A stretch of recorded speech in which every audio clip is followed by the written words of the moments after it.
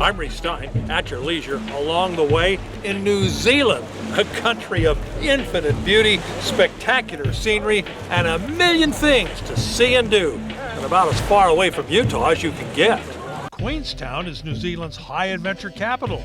Here on this very bridge in 1988, A.J. Hackett invented bungee jumping with the world's first commercial site. Two of our group opted for Hackett's smaller bungee with a breathtaking view of Queensland's downtown and main harbor. Sarah Sheeds, a fearless Texan, is 75 years old. 3, 2, 1, go Sarah, big jump!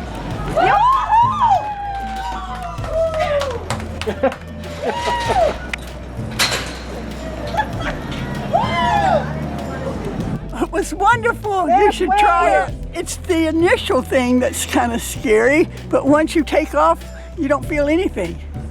It's just over in a second. And because of her advanced youth, they waived the $140 fee. Perched at the end of New Zealand's longest lake, Queenstown is a mecca for all sports water, from exhilarating jet boating to kite sailing to the bizarre hydro attack, your personal submersible jet ski. Or you may opt for the leisurely cruise on a century-old vintage steamship. We chose to visit an iconic lakeside sheep station to learn how to shear wool and watch wonderful dogs in action. From the many forest preserves to spectacular gold sand beaches, New Zealand is a nature lover's paradise. If hiking, or tramping as the Kiwis call it, scratches your itch, a 37-mile-long Abel Tasman National Park coastal track is perfect, one of New Zealand's designated great walks. We bite off a 4-mile stretch through dense woodlands, highlighted by the crossing of the 150-foot-long swinging bridge over a nerve-wracking 60 feet above Falls River. There's even a place to cool off along the track. We come out at Torrent Bay, where you can hop in a kayak, go for a swim, maybe grab some lunch. Being from Utah, we've hiked in the forest, but this was like a jungle forest. A lot of ferns, a lot of trees that we haven't seen before, and it was beautiful.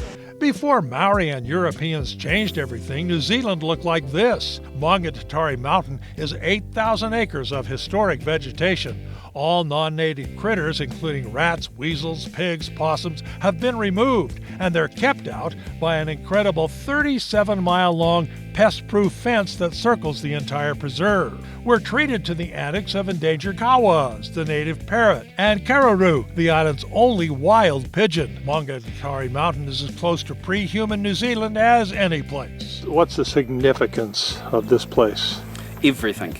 Likewise, Tiri Tiri Montagi is a Garden of Eden. No need for a fence here. It's a tiny island, isolated and pest-free. A sanctuary for native birds nearly eradicated by human use, including the stitchbird, or hihi in Maori, found only on these remote islands, and some 200 of the once-thought extinct takihi, and a monster grasshopper called a weta.